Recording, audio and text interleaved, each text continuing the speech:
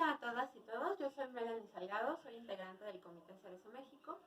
y voy a exponerles dos de los temas más importantes para el taller de Derechos Humanos. Vamos a comenzar, una vez que ustedes ya estudiaron y revisaron la manera en que se definen los derechos humanos, vamos a pasar a otro tema. Si yo les preguntara en este momento qué es lo que hace que ustedes tengan derechos humanos, ¿cuál es la respuesta que se les vendría de inmediato a la mente? Vamos a ver, a través de este video, que existen distintas formas de concebir a los derechos humanos y que esas distintas concepciones lo que intentan explicar de alguna manera es qué es lo que da origen a los derechos humanos. Y estas concepciones se han desarrollado a lo largo de la historia. La primera que tenemos es una posición a la que se le llama o concepción jus naturalista. Jus significa derecho, es decir, que es una concepción que piensa que los derechos humanos vienen por derecho natural. Esta postura afirma que todos, por el hecho de haber nacido como seres humanos, tenemos derechos humanos desde el momento de la concepción y por lo tanto postula que hay que defender a todos los seres humanos en su integralidad y defender los derechos humanos. Sin embargo, ustedes se podrían estar preguntando por qué, si en África, por ejemplo, los niños nacen y son seres humanos, no tienen todos los derechos que están garantizados en los instrumentos internacionales. O por qué incluso, no nos vayamos tan lejos, en México eso no ocurre con todos los niños y con todos los habitantes. Bueno, como resultado de esta crítica que se hace a la postura jus naturalista y que dice, bueno, no es tan real que todos, por el hecho de haber nacido seres humanos, ya tengamos los derechos humanos como tal, surge la segunda postura a través de la historia que se llama jus positivista. Esta es una postura que lo que dice es que los derechos humanos o su origen tienen que ver con un derecho positivo. Es decir, que el origen de los derechos humanos en realidad tiene que ver con que estos se plasmen en leyes o instrumentos jurídicos que garanticen a las personas que puedan tener los derechos humanos. Sin embargo, también ustedes podrían estarse preguntando si esta postura es correcta o no es tan correcta, y lo que ocurre es que pensemos, por ejemplo, en el caso de México, donde el derecho a la salud está indicado en la Constitución, está incluso indicado que no puede haber discriminación en ella, y sin embargo ahorita en tiempos del coronavirus lo que estamos viendo es que aunque esté escrito en las leyes, aunque tengamos una ley federal del trabajo que insta a los patrones a no poder despedir así a los trabajadores o no poder descansarlos, pues los derechos que tenemos para acceder al mayor grado de salud no se están garantizando. Entonces, la postura jus positivista cree que una vez que se plasma un derecho humano en un instrumento jurídico, eso va a dar o va a otorgar a toda su población los derechos humanos que requieren. Y finalmente, la postura más moderna, y que es con la que el Comité Cerezo coincide, que adoptamos como nuestra concepción de derechos humanos, es la jus histórica. Esta postura marca que el origen de los derechos humanos tiene que ver con un derecho histórico. Y lo que postula es que en realidad el origen de lo que otorga los derechos humanos es la lucha de los pueblos en su afán por conquistar condiciones cada vez más dignas para vivir cotidianamente. Ustedes dirán, quizás sea muy ocioso como ponerse a preguntar qué es lo que otorga el origen de los derechos humanos o cuál es mi concepción de los derechos humanos, pero en realidad este tema es muy importante porque lo que ustedes van a ver es que en la práctica las organizaciones de derechos humanos, dependiendo de la concepción con la que más coinciden, van a organizar la práctica de defensa de derechos humanos en torno a esto. Entonces, por ejemplo, una práctica fundamentalmente jus naturalista diría que todos tenemos los mismos derechos y que basta con lanzar campañas que demuestren que las mujeres trabajadoras del hogar, por ejemplo, también son seres humanos y tienen derechos, sensibilizar a aquellos que no han entendido quiénes son seres humanos para que se consigan los derechos humanos de estos sectores que han sido poco privilegiados, digamos, en el sistema. Sin embargo, ustedes y yo sabemos que los empresarios saben que lo que hacen no está bien y también saben que sus trabajadores son seres humanos, por lo que perfilar las campañas y la práctica de defensa de derechos humanos hacia este tipo de sensibilizaciones parecen no dar en el blanco con respecto a la defensa de los derechos humanos. Por otro lado, una postura clásicamente positivista trabajaría, empujaría para que se plasmaran en las leyes, se hicieran reformas, etcétera, y se incorporaran los derechos humanos tal y como están reconocidos en los instrumentos internacionales, o bien para que se incorporaran nuevos derechos que no han sido reconocidos en esos instrumentos, partiendo de la idea de que una vez que queden ahí reconocidos, eso garantizaría a toda la población contar con esos derechos. Es clásico muchas veces de las organizaciones que apuestan por el litigio estratégico, es clásico de las organizaciones que llevan casos tipo, porque ellos lo que piensan es que ganando un caso que demuestre que hay una ausencia de condiciones de vida digna para cierta población, eso puede impactar en las leyes y al incorporarse el problema se va a resolver. Sin embargo, como nosotros sabemos, en México tenemos una constitución bastante avanzada. México ha firmado muchos de los instrumentos internacionales en materia de derechos humanos y eso tampoco ha impactado, tampoco ha hecho la diferencia para que la mayoría de la población y sobre todo el pueblo trabajador cuente con los derechos humanos que están garantizados en los instrumentos jurídicos. Por estas razones es que nosotros nos identificamos más con la tercera postura, que es la jus histórica. Y quien coincide con esta postura apuesta a trabajar con el pueblo y a trabajar con las organizaciones para que de manera organizada exijan y arrebaten a los estados los derechos humanos que ya están reconocidos en los instrumentos internacionales y los que deben ser reconocidos para garantizar una vida digna al pueblo trabajador y a las mayorías de la población. Es cierto que actualmente es muy difícil, o sería muy difícil, encontrar un caso prototípico que solo adoptara una de las posturas. Hoy más bien las organizaciones de derechos humanos conocen estas tres concepciones y su trabajo se guía a veces, digamos, dándole más peso a una de ellas, pero no podríamos encontrar casos tan puros. Lo importante de esto es entender que el Comité Cerezo México, que es quien organiza este esfuerzo de la Escuela General de Derechos Humanos, está apostando más bien desde una posición histórica para empujar con la herramienta de los derechos humanos y acompañando al pueblo organizado para que el marco de derechos humanos que rigen la vida digna se amplíe, pero también para lograr que esos derechos se hagan realidad como resultado de la exigencia, por medio de las otras herramientas que ya revisamos, para toda la población. Y bueno, finalmente hay que decir que por eso mismo nuestra práctica está más guiada hacia el trabajo con los luchadores sociales, que también son defensores de derechos humanos, en el día a día y en la combinación de estas herramientas. Si ustedes tienen cualquier duda con respecto a estas tres concepciones, pues pueden esperar a la sesión de retroalimentación para plantear sus dudas o sus comentarios con respecto a este tema. Ahora, si nosotros partimos de una concepción histórica de los derechos humanos y entendemos estos como el resultado de las luchas de los pueblos, para poder revisar el desarrollo de los derechos humanos a través de la historia y su historia misma, tenemos que dedicar un tiempo a revisar las luchas que han generado el pueblo organizado a través de la historia para ir construyendo este concepto de vida digna a través del tiempo. Generalmente existen varias teorías que postulan la idea de que hay varias generaciones de derechos humanos. Cada generación corresponde a momentos históricos distintos y es resultado de procesos muchas veces revolucionarios en donde el pueblo lo que hace es plasmar en ciertos documentos las concepciones de vida digna que tiene. Como existen varias teorías,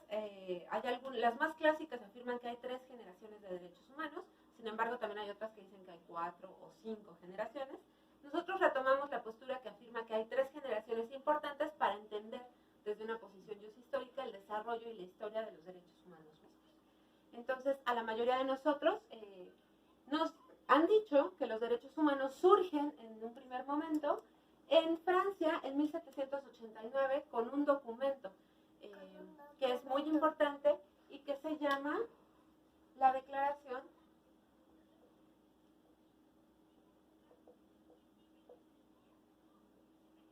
de los Derechos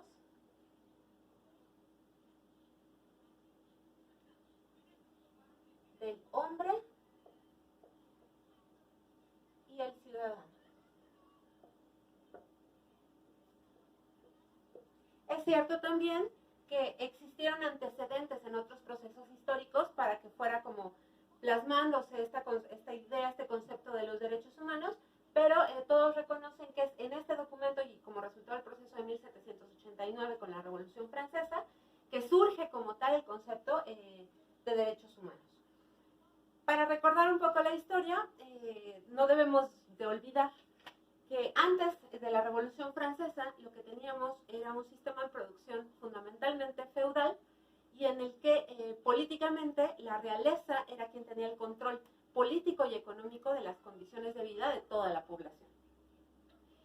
Sin embargo, la existencia de algunos vendedores o mercaderes o comerciantes que vivían en los burgos y que empiezan a acumular ciertas cantidades de dinero, va a generar el proceso histórico de la Revolución Francesa, debido a que estos sectores que eran comerciantes estaban restringidos y muchas veces reprimidos por los reyes, que eran los únicos que, de acuerdo con las normas en ese entonces, tenían derecho a tener propiedades y tenían derecho a tener el control político. Como resultado de la represión que sufren estos sectores de comerciantes, a los que se conoce como burgueses, pues lo que va a ocurrir es que ellos encabezarán en ese momento como clase revolucionaria un proceso para derrocar el sistema de los reyes, sobre todo con dos objetivos fundamentales. Uno, arrebatarles la exclusividad de los derechos a la propiedad y dos, arrebatarles la exclusividad de los derechos al poder político. Esto va a explicar que en este primer momento, 1789, y en este documento que es fundamental o fundacional, digamos, para los derechos humanos, se genere lo que se conoce como la primera generación de derechos humanos, a la que conocemos como los derechos civiles y políticos. Y el nombre no es gratuito. Civiles y políticos lo que refleja realmente es el contenido y el espíritu de esta primera generación, que está súper concentrada en lograr esos dos objetivos para arrebatar el poder político y económico a este sector muy reducido que está representado por la realeza. Ahora bien, con respecto a este proceso hay varias cosas que es importante matizar o explicar como de manera más detallada. El primero de ellos es que, como ustedes ven en el mismo título, la Declaración de los Derechos del Hombre y del Ciudadano otorga o reconoce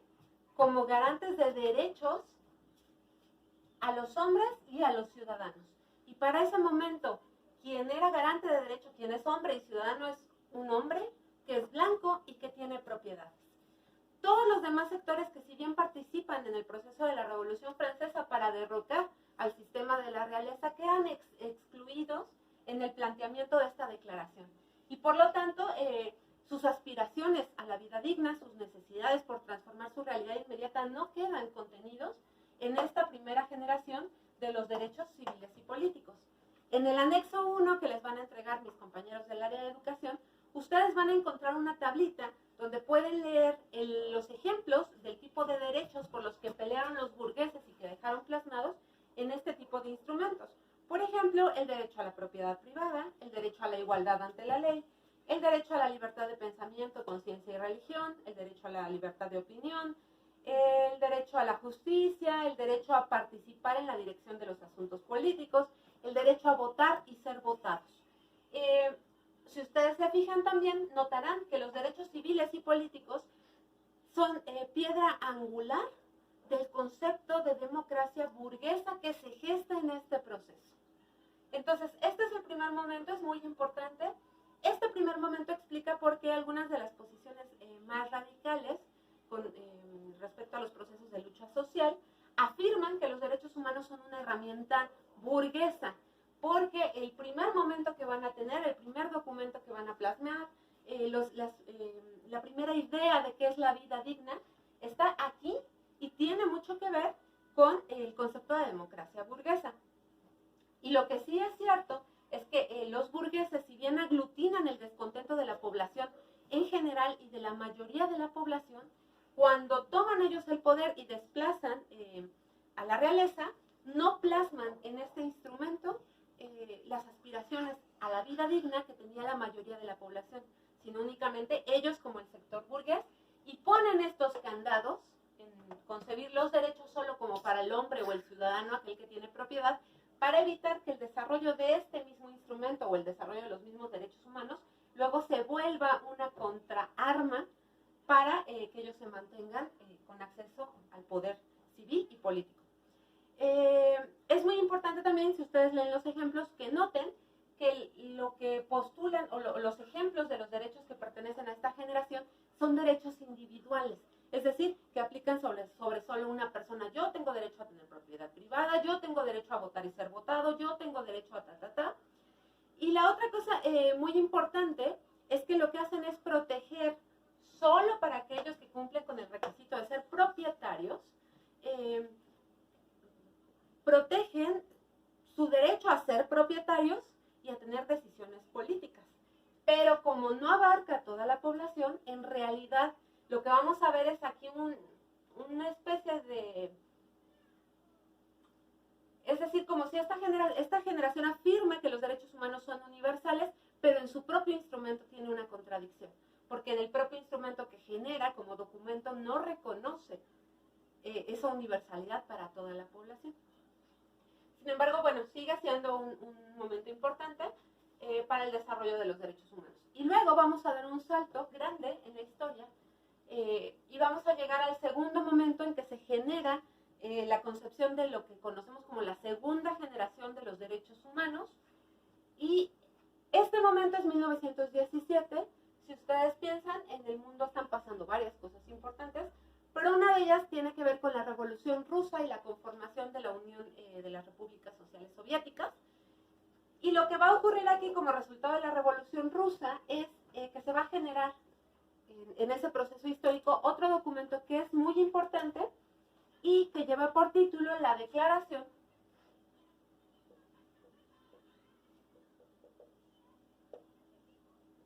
de los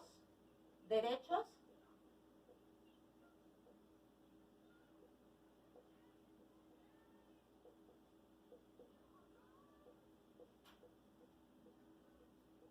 del pueblo trabajador. Si ustedes se fijan, ya nada más en los títulos podemos ver una fuerte diferencia entre estos dos momentos, pues aquí a quien se está reconociendo como sujeto de derechos es al pueblo trabajador, que incluye a las grandes masas que estaban desprotegidas en Rusia en ese momento. Rusia es un país que había quedado atrasado en el proceso de desarrollo de los modos de producción, era todavía fundamentalmente feudal. Tiene un antecedente en un proceso en 1905 con una revolución democrática, vamos a decir, pero es en 1917 cuando, a través del proyecto que redacta Lenin de esta Declaración de los Derechos del Pueblo Trabajador, el partido socialista toma el poder, expulsan al rey, y lo que va a postular en ese momento es que ellos van a desarrollar el sistema socialista. Es un proyecto distinto. Y lo importante también es entender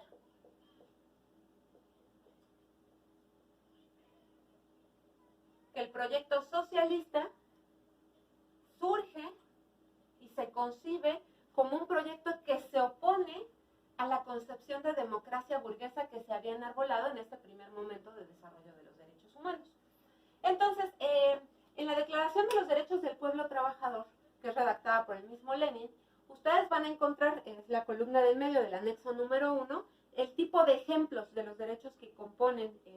este documento. Y si ustedes ven, en realidad notarán que la mayoría de estos derechos tienen la característica de que son colectivos, es decir, se está pensando en condiciones de vida digna que abarcan a amplios sectores de la población y no que garantizan solo elementos de vida digna para individuos. Y la otra cosa es que, tal y como está redactada y está pensada, está pensando en cómo el Estado va a garantizar la vida digna de las mayorías de la población y no de la minoría. Por lo tanto, estos no fingen ser universales detrás de conceptos como hombre o ciudadano, sino que afirman claramente que este proyecto de vida digna está dirigido hacia las grandes masas del pueblo trabajador. Y esa también es una diferencia con la primera generación o con este primer momento de la historia de los derechos humanos, porque aquí sí se marca muy claramente que ellos no pretenden que esta declaración sea universal. y son honestos y abiertos con ese proyecto. Este es un proyecto para las grandes mayorías frente a la opacidad con que este otro proyecto habla de derechos para el hombre y el ciudadano como condiciones universales, pero que en realidad solo están dirigidas hacia quien tiene propiedad. Y a esta segunda generación se le conoce como los derechos DESC, ahora ya les decimos DESCA, porque incluye los derechos económicos, sociales, culturales y ahora los ambientales, que tienen que ver con garantizar vida digna a las grandes masas de la población. Y si ustedes revisan en el anexo que les van a entregar, pues verán que, por ejemplo, está reconocido como derecho económico el derecho a la propiedad colectiva, está el derecho a la alimentación, el derecho al trabajo con un salario justo, equitativo, el derecho a la seguridad social, a la salud, a la vivienda, a la educación, el derecho a gozar de un ambiente sano. Es decir, son derechos que desde su planteamiento están pensados de manera distinta. Ahora, aquí lo interesante es entender también que en este proceso, en estos procesos históricos, como yo les decía, estos, al postular este documento, se reconocen a sí mismos como un proyecto distinto que se opone al proyecto que estaba contenido en este primer documento y que fue diseñado de una manera que los mismos burgueses pudieran restringir que su concepción de derechos humanos pudiera representar un riesgo para que ellos tuvieran el poder económico y político. Y por lo tanto lo que vamos a ver en la historia es un enfrentamiento frío, dirían quienes han escrito la historia, pero que en realidad realmente fue un enfrentamiento y una confrontación fuerte, y al que se le conoce como la Guerra Fría. Es decir, un momento en el que se enfrentan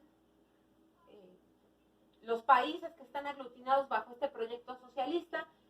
contra los países que están aglutinados bajo el proyecto de la democracia burguesa,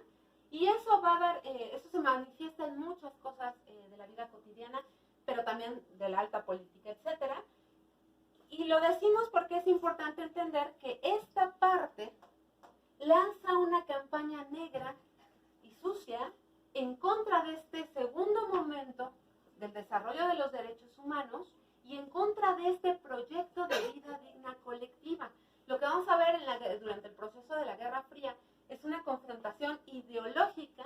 en la que los países que están defendiendo fundamentalmente este proyecto y que dicen estos son los derechos humanos hoy y para siempre, y no quieren reconocer que los derechos humanos son una construcción que se va haciendo por medio de la lucha de los pueblos, empiezan a decir que este proyecto socialista que enarbola estos derechos, en realidad lo que hacen es violar los derechos humanos. Y entonces dicen, ¿no?, que en la Unión Soviética todos tienen que vestirse igual, nadie puede tener ni un cepillo de dientes porque está anulada la propiedad privada. Es decir, empiezan a generar una serie de mitos que seguramente ustedes han escuchado, en los que lo que hacen es atacar este proyecto para amedrentar a otras poblaciones y evitar que este proyecto se propague a través del mundo. Lo que se está jugando, lo que están peleando de por medio en realidad, es que el mundo decida darle mayor fuerza a un proyecto colectivo y que beneficie a las mayorías trabajadoras, o que permanezcamos bajo las líneas con las que se rige la democracia burguesa. Por eso ustedes, de seguro han escuchado que, por ejemplo, en los países socialistas se violan muchos de los derechos humanos. Uno no puede cambiarse de casa sin avisarle al líder supremo de esos países, etcétera, porque lo que va a hacer este proyecto es decir, miren cómo violan los derechos humanos, pero hay que recordar que estas críticas que lanzan están planteadas desde acá. Entonces dicen, no, es que miren qué barbaridad, en esos países uno no puede votar y ser votado, en esos países no hay democracia porque cuánto tiempo lleva un mismo dirigente en el poder. Mientras que estos lanzan también, tienen que contestar a la campaña negra que se les ha hecho, y dicen, ok, es cierto que algunos de estos derechos no son respetados, pero es que no es que no sean respetados, es que ni siquiera son reconocidos como derechos dentro de mi proyecto de idea de vida digna y dentro del proyecto socialista. Por ejemplo, para estos resulta imposible pensar que la propiedad privada sea un derecho, porque la propiedad privada no es universal. O sea, no es algo que en estas sociedades tengan todas las personas, sino solo aquellos que son dueños de los medios de producción. Entonces es un mito pensar que los derechos que están aquí garantizados en realidad son universales y para toda la población. Piensen ustedes en el caso de México, en las elecciones pasadas, Marichuy quiso participar en el proceso electoral. Se supone que pues todos tenemos derecho a votar y ser votados, sin embargo, por medio de una serie de artimañas legales, etcétera, pues ella no cumple con los requisitos y entonces se le anula el derecho a votar y ser votado frente a otros candidatos que llegan tarde a la contienda electoral y se les hacen ciertas concesiones para que puedan participar. Eso es lo que va a denunciar este proyecto, o sea que en realidad la concepción de derechos civiles y políticos son un grupo de derechos que se aplican para aquellos que tienen ciertas ventajas por sobre la población, pero que en realidad no son universales. Frente a eso, lo que hace la Unión Soviética es lanzar una gran campaña en la que muestra que en realidad se puede construir un proyecto de vida digna para las mayorías y que funcione sin afectar la economía. Y en este segundo momento y en el desarrollo de ese segundo momento, vamos a ver grandes aportaciones para la concepción de los derechos humanos. En la Unión Soviética vamos a encontrar ejemplos en donde, por ejemplo, a las mujeres trabajadoras se les daban hasta 2 años de licencia de maternidad con el sueldo pagado cuando tenían un bebé, ¿no? Mientras en estos, que se han profundizado cada vez más, pues vemos a mamás que a los 45 días tienen que entregar a los bebés en las guarderías, si es que tienen el derecho de seguridad social de la guardería o la estancia. En este proyecto también lo que vamos a ver es que se alcanzan hasta las 7 horas, o sea, un trabajador solo debe trabajar 7 horas de trabajo diario, se respetan los horarios de trabajo y crece un gran proyecto alrededor de esta concepción de vida digna que otorga muchos beneficios a la mayoría de la población. Les voy a pedir a los compañeros de educación que si pueden, luego les compartan. Hay un video muy pequeñito que resume todos los logros que tuvo la Unión Soviética por medio de este proyecto de vida digna en el desarrollo que tienen. Desgraciadamente, en el proceso de ese desarrollo se atraviesan otros hechos, la historia sigue ocurriendo alrededor del mundo y como ustedes saben, como respuesta a la crisis que está generando este modelo, surgen las posturas fascistas en Europa que desencadenarán en los enfrentamientos de la Segunda Guerra Mundial y curiosamente este proyecto, el que enarboló y construyó el segundo momento del desarrollo de los derechos humanos, es quien se va a enfrentar fundamentalmente a las fuerzas fascistas de Alemania que están invadiendo toda Europa y es quien sacrifica a gran parte de su población para poder frenar a los fascistas. Es otra de las cosas que en la historia se ha ocultado un poco porque todo el mundo se acuerda del desembarco de Normandía el día D como el triunfo de los Estados Unidos y los países que peleaban con ellos, pero en realidad quienes toman la capital donde estaban aglutinados los alemanes con el proyecto fascista son los soviéticos y los soviéticos pierden gran parte de su población joven, además de muchos otros sectores, en el proceso de la guerra, la que conocen como la Gran Guerra Patria. Y también sería muy importante que si ustedes no tienen muy claro este proceso, lo revisen, porque este proyecto de derechos del pueblo trabajador también se va a enarbolar y se va a enfrentar ideológicamente al proyecto fascista, que es la parte, vamos a decir, más salvaje, más violenta, que se desprende de la idea de la democracia burguesa. Entonces, no tenemos ahora suficiente tiempo para dar tantos datos históricos, pero es muy importante entender, estos dos proyectos se confrontan. Y finalmente, y como proceso del desarrollo de la historia, si bien es cierto que muchos dicen, no, bueno, es que fracasó la Unión Soviética, cayó el muro, el socialismo no funciona, etcétera, no juzgan cuando hacen este tipo de afirmaciones, que este proyecto en gran medida fracasó porque se tuvo que desgastar para parar al proyecto fascista que intentaba pues apoderarse de gran parte de Europa, si hubiera seguido quizá de otros continentes. Pero entonces, lo que ya sentaron estos pueblos en esta experiencia de tratar de construir una vida digna para las mayorías, sigue estando presente ahí. Y la historia avanza, avanza, avanza, y vamos a dar otro brinco importante. Antes de dar ese brinco importante, quisiera también decirles que si ustedes revisan la Constitución mexicana, pese a todas las reformas que ha tenido, van a ver que muchos del espíritu que está en esta declaración está contenido también en la Constitución mexicana, si bien no es que la Constitución haya sido redactada después de este documento. Lo que sí es cierto es que en ese momento, en los procesos de lucha de los pueblos, en el caso de México, en el proceso de lucha de la Revolución Mexicana, está este espíritu de proteger al pueblo trabajador por medio de derechos colectivos, y eso es muy importante. Ahora sí, en el último brinco que vamos a dar a través de este recorrido en la historia, vamos a llegar a 1974, cuando un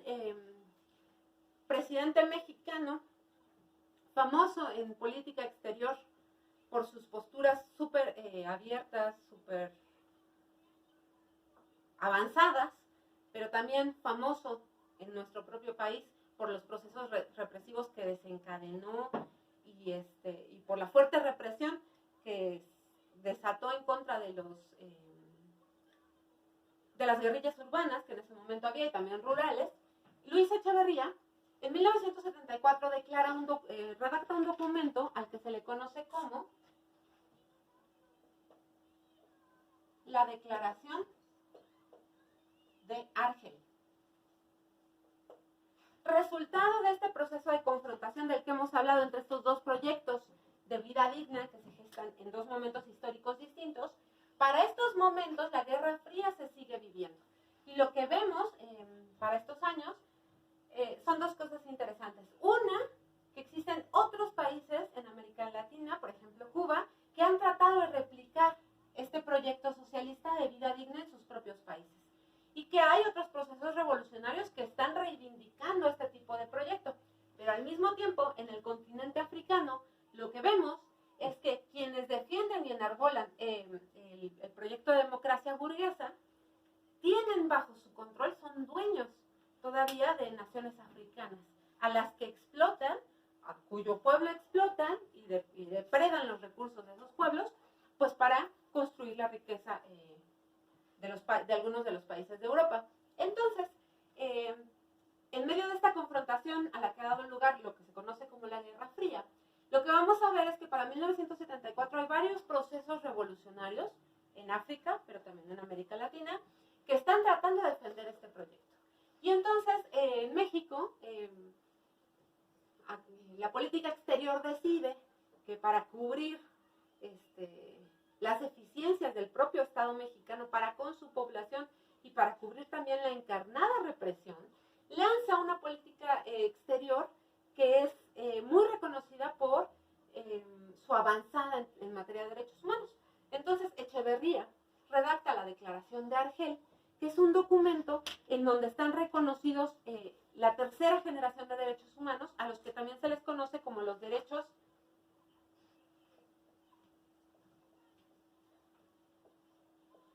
de los pueblos a la solidaridad.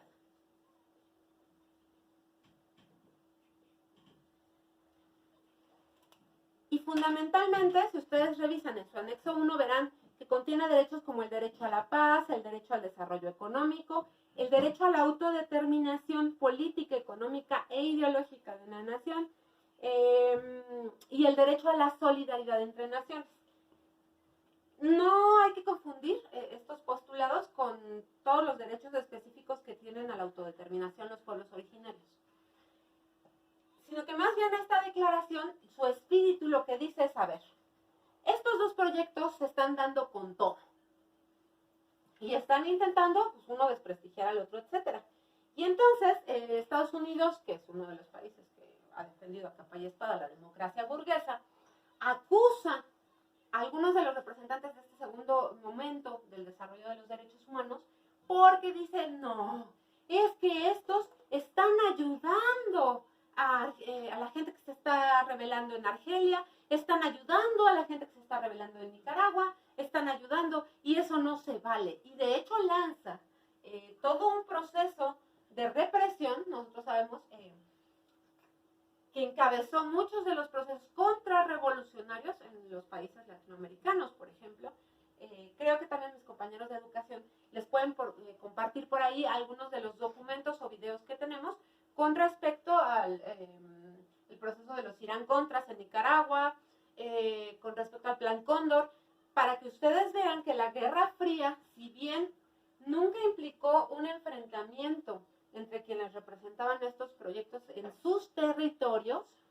sí implicó enfrentamientos en otros territorios de otras naciones. Entonces, bueno, está así ese contexto, y entonces este documento, la Declaración de Argel, lo que hace es reconocer que los pueblos como naciones, no como pueblos originarios, sino que los países, las naciones, tienen un derecho que se llama el derecho a la solidaridad. Y ese derecho implica que además cada nación tiene derecho a ser independiente, no puede ser dominada, conquistada por otra nación, y que además tienen derecho a recibir la solidaridad de otras naciones en su proceso por liberarse o emanciparse de la dominación de otras naciones. Entonces, como ustedes verán, este tercer momento en 1974 de la Declaración de Argel, pues lo que va a hacer es nutrir, como aliarse, digamos, con son estos dos procesos, se retroalimentan, se complementan, digamos, los unos a los otros. ¿Qué es lo importante o lo que queremos destacar al hacer este repaso muy rápido, y que quizá ustedes, ya después mis compañeros les van a mandar las declaraciones para que las puedan leer, les van a entregar unos anexos donde también van a encontrar cuadritos que vienen los contextos históricos en el nacimiento de cada una de las generaciones, el nombre de los instrumentos que representa cada una de las generaciones de los derechos humanos, pero lo importante o lo que nos gustaría quedara como muy claro es que solo la revisión de este proceso histórico nos ayuda a afirmar varias cosas que hemos trabajado a lo largo de esta sesión que tiene que ver con los derechos humanos como una herramienta de lucha. La primera, que los tres momentos muy claramente nos muestran que es la lucha de los pueblos la que da origen a las cosas, al conjunto de condiciones materiales que van a quedar plasmadas en los documentos. Por eso en el Comité Cerezo siempre decimos que un derecho que no se ejerce o que no se defiende es un derecho que se pierde, porque es en realidad la práctica de los pueblos, la defensa por medio de todas las otras herramientas que ya revisaron en los hechos concretos, no nada más diciendo, ay, es que las leyes, ay, es que los... No, los derechos humanos son un concepto que está en constante construcción y que avanza o retrocede y se mueve de acuerdo con las exigencias del pueblo organizado en ese momento. Esa es una de las cosas importantes. La segunda cosa importante, es cierto que los derechos humanos como concepto van a surgir en este primer momento de la historia, y que fundamentalmente lo que hacen es abanderar a la clase burguesa, que en ese momento sí es revolucionaria, para derrocar a la realeza y entonces arrebatar esa exclusividad que tenían sobre el poder político y económico. Pero también es cierto que la historia siguió avanzando, y que nos muestra que los pueblos, luego de ver que no quedaron plasmados acá, se dieron cuenta de que los derechos humanos son una herramienta de lucha que podía ayudar en los procesos de lucha por una vida digna que ellos estaban desarrollando. Y ejemplos hay muchísimos, no solo tenemos el ejemplo del pueblo soviético, que lo plasma en un documento en el que abre esta concepción de derechos colectivos, sino que en Latinoamérica tenemos muchos ejemplos en los que durante las dictaduras más férreas, los grupos organizados del pueblo toman esta herramienta de los derechos humanos para acompañar su proceso de lucha y resistencia contra la profundización de las políticas del capitalismo. Entonces, es importante también entender eso. Como ya vieron en el primer bloque de este taller, por eso insistimos en que los derechos humanos son una herramienta de lucha, y depende quién la use, depende lo que va a hacer. Pues Estados Unidos dice que Venezuela viola derechos humanos, pero Venezuela también dice que Estados Unidos viola derechos humanos. Porque en realidad son una herramienta que va a ser usada para los fines dependiendo de quién la está usando. Y por eso es importante siempre mirar bajo el concepto de derechos humanos cuál es el concepto de vida digna que se está defendiendo, construyendo, ampliando, restringiendo por medio del uso de esta herramienta. Y finalmente, otra cosa que es importante destacar antes, digamos, como de cerrar este tema, es que si nosotros asumimos y nos damos cuenta entonces de este desarrollo que han tenido los derechos humanos desde una posición jus histórica, notaremos que más importante que estos documentos son los procesos históricos reales que dieron origen a eso. Por eso, desde la concepción jus histórica, nosotros partimos de que la apuesta fundamental, sin que eso implique que no le damos importancia a los instrumentos jurídicos y a las otras herramientas que también existen, pero la fundamental tiene que ver con acompañar al pueblo organizado en los procesos reales a través de los cuales estos sujetos y nosotros con ellos hacemos la historia. Entonces, digamos, esos son los tres momentos históricos, es lo que a nosotros nos interesa destacar. Nos interesa también poner como mucha atención en desmitificar a estos dos proyectos que nutren la idea de una vida colectiva para las mayorías, y nos interesa mucho que revisemos basados en los datos, porque muchas veces dicen, bueno, no, es que Stalin mandó matar no sé cuántos miles de opositores, pero alguien ha revisado cuántos miles de niños mueren diariamente en los proyectos democrático-burgueses, por ejemplo, y dónde están los datos que sustentan realmente lo que estos proyectos dicen en contra de estos otros. Entonces, sobre todo si ustedes notan, el llamado es a mirar la historia y el desarrollo de los propios derechos humanos de una manera crítica y partiendo desde una postura fundamentalmente histórica, es decir, que entendamos que los derechos humanos no están dados hoy y para siempre, que lo que está escrito hoy en los instrumentos internacionales no es lo único que va a garantizar vida digna, y que entendamos sobre todo que apoyando y siendo parte de estos procesos es la única manera en que los pueblos logran impactar a nivel de los instrumentos internacionales para ampliar el concepto de vida digna que tenemos. Y que ese concepto va a ir cambiando a través de la historia, porque no es lo mismo cómo creo yo que debo vivir dignamente si yo soy una esclava en los tiempos del esclavismo, a si hoy soy una mujer trabajadora en un barrio de México.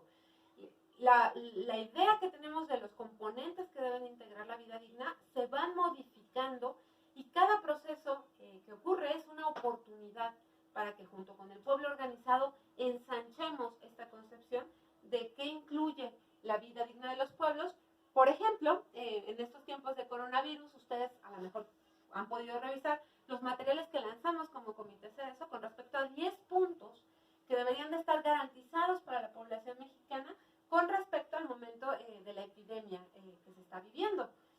Y eso es algo que quizá no se nos hubiera ocurrido si no estamos en un momento de epidemia. Para entender que los derechos humanos se van a ir sumando cada vez más condiciones, y lo importante es siempre hacerlo desde esta postura y reconociendo siempre que el objetivo fundamental es que sean derechos que beneficien a las grandes mayorías de la población. Entonces, me parece que con respecto a los tres momentos y a las tres generaciones que son las que deben tener ustedes claras, esto es todo. Los derechos de ESCA, los de la segunda generación, son muy amplios, y por eso ustedes van a ver que el anexo 3, que es el más robusto de los materiales que les van a mandar, incluye muchísimos derechos, y les van a dar también una tablita donde ustedes pueden notar o encontrar cada uno de los derechos de ESCA en qué documentos internacionales de los derechos humanos, e incluso en qué artículos de la Constitución española, por si algún día quieren ir a España, están. Y bueno, finalmente el ejercicio un poco de llamar a la reflexión de esto es,